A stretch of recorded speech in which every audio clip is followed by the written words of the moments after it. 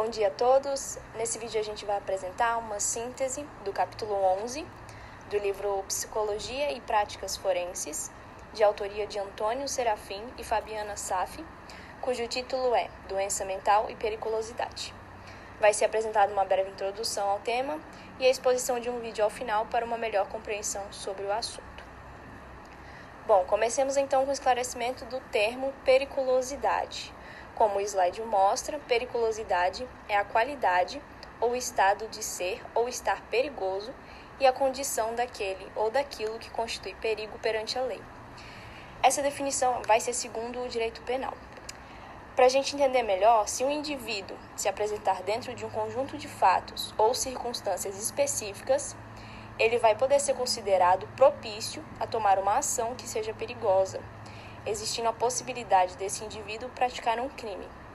A gente pode destacar também dois conceitos que vão ajudar na nossa compreensão da ideia de periculosidade, que são conjunto de fatos ou circunstâncias e a questão da possibilidade. E a possibilidade, é importante destacar, que não vai ser igualada ao determinismo. Então, seguindo ali com o texto, é apresentado o artigo do Código Penal, que vai fazer a ligação entre o crime e a doença mental. Esse artigo é o 26, que diz: é isento de pena o agente que, por doença mental ou desenvolvimento mental incompleto ou retardado, era, ao tempo da ação ou omissão, inteiramente incapaz de entender o caráter ilícito do fato ou de determinar-se de acordo com esse entendimento.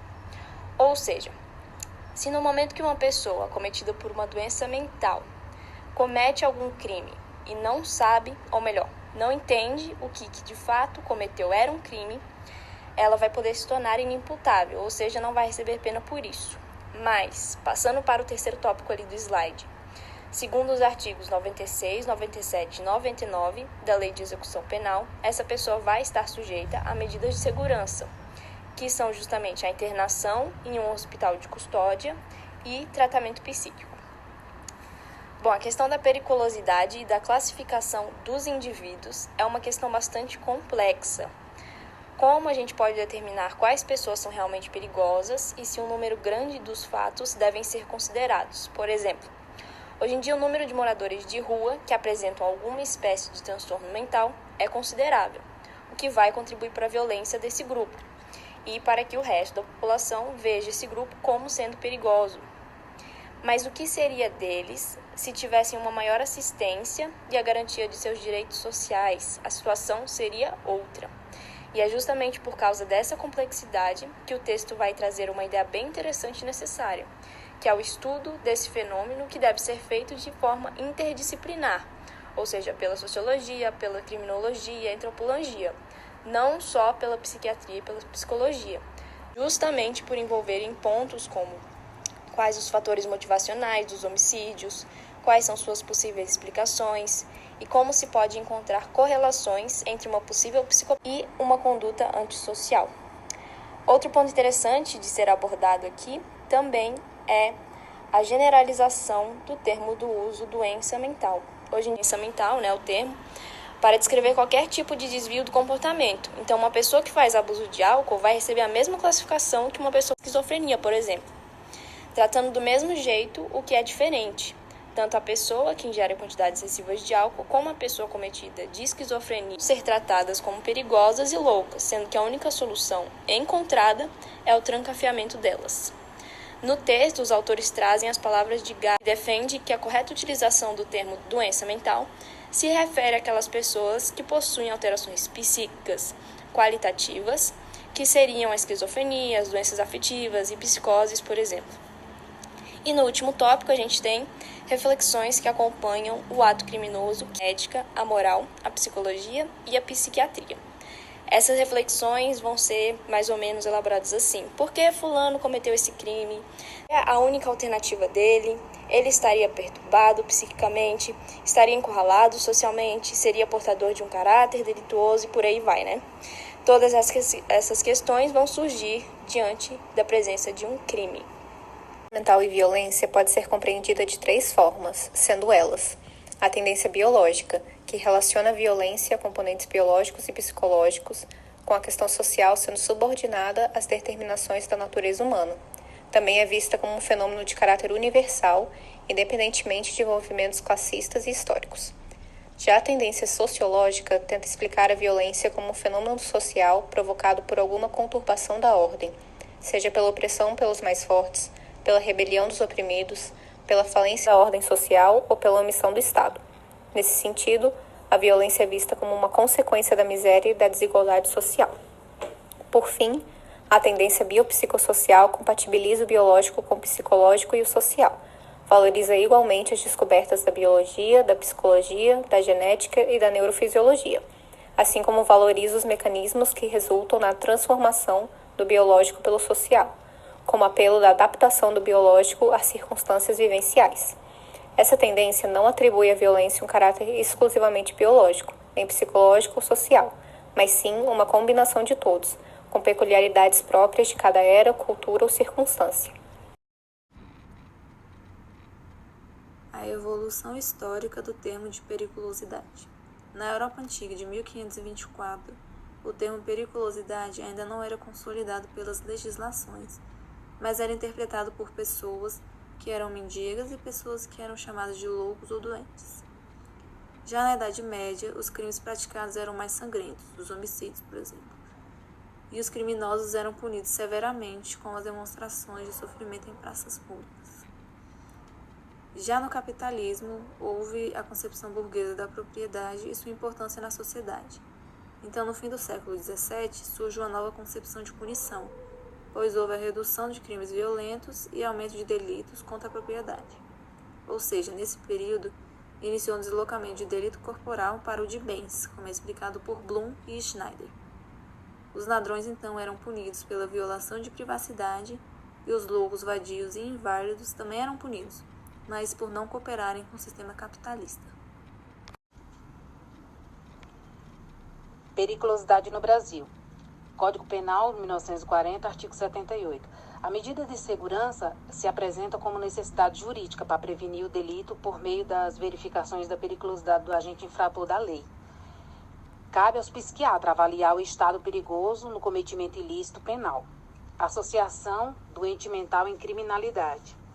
No Brasil, o problema é complexo, pois atribui ao doente mental a incapacidade de aceitar as normas morais e de se adaptar socialmente. Estudos do Arboleda, do Flores e do Stuart diz que, antes de aceitar a ligação da violência com o transtorno psiquiátrico, o perito deve analisar criteriosamente. Outro estudo, que é da Alemanha, que é do Hafner e do Brod, eles comprovaram não haver ligação entre criminosos violentos e os doentes mentais. Normalmente, em relação à população geral, o doente mental seria 10 anos mais velho do que os demais criminosos. Quadro psiquiátrico, comportamento violento. Estabelece a relação entre o quadro delirante, os conteúdos paranoicos e o risco de violência. Em geral, são pessoas com dificuldade de adaptação social. Nem todo indivíduo infrator tem transtorno mental. Estudos também comprovam que pessoas com problemas mentais não apresentam maior risco para a conduta violenta. Requer avaliação sobre a personalidade e as características inerentes. Não se deve rotular apenas como portadores de transtorno mental. A aplicação do termo periculosidade pela psiquiatria. É importante aprofundar o estudo entre os fatores de risco e as condutas violentas. A avaliação de risco deve identificar o indivíduo de alto risco, propenso a atos de extrema gravidade, e a práticas que dizem respeito ao contexto social. Sobre a avaliação do risco de violência. Essa avaliação é feita por um profissional de psiquiatria e psicologia forense. Esses profissionais não tratam de todas as pessoas consideradas perigosas, mas somente das que apresentam um transtorno mental com risco potencial para comportamentos violentos. Esses profissionais realizam um extenso levantamento de fatores de risco para a ocorrência de comportamentos violentos. Dentre eles, a época de pré-delito, época de delito e época de pós-delito. Dentre os fatores levantados na época de pré-delito, está a história de desajustamento social, quanto mais precoce, mais grave, distúrbios precoces de conduta, reincidência em práticas criminais, histórias de transtorno de personalidade, doença mental e dependência de álcool e outras drogas. Na época do delito, crimes praticados com requintes de crueldade, violência praticada com sinais de frieza emocional e indiferença e crimes precipitados por falta de controle sobre os impulsos agressivos são fatores levantados. E por último, na época do pós-delito, a história de comportamento violento ou transgressor, a dificuldade de adaptação ao ambiente hospitalar e carcerário, persistência do transtorno psiquiátrico detectado anteriormente e quando existe um nexo causal entre este e o crime praticado são dados levantados. Na época do pós-delito, como ele muda ao longo da história, é o único que irá precisar de realização de novos exames de risco de violência.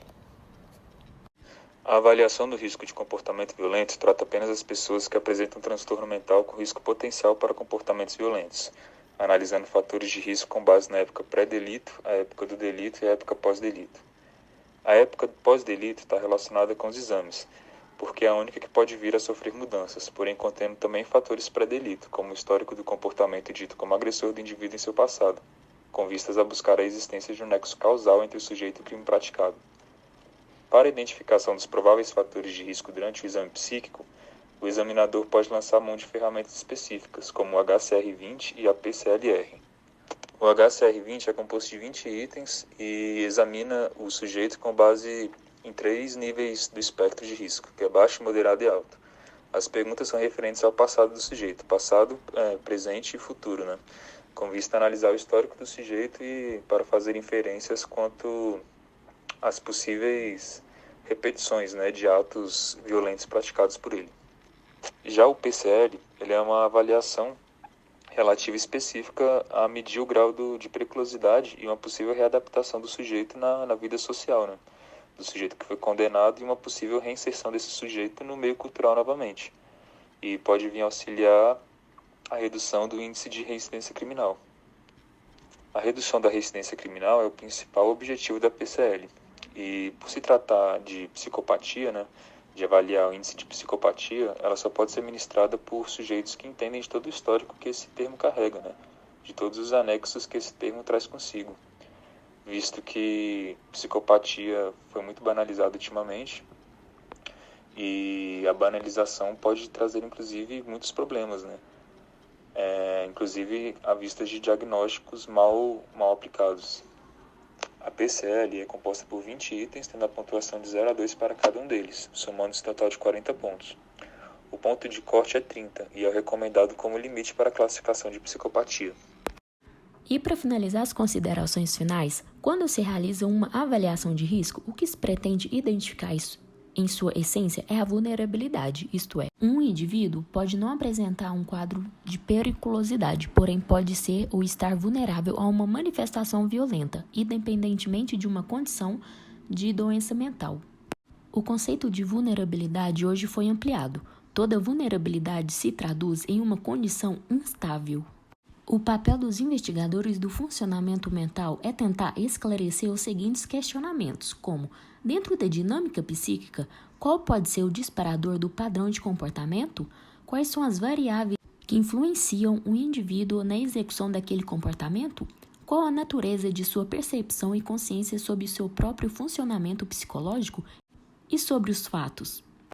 Quais são os controles e defesas com a relação à própria impulsividade? Sendo assim, o papel do psicólogo nesse contexto é, dentro do praticável, conhecer o mundo psíquico do indivíduo de forma a ser possível construir hipóteses capazes de explicar seu comportamento e a repercussão deste na interação com o ambiente.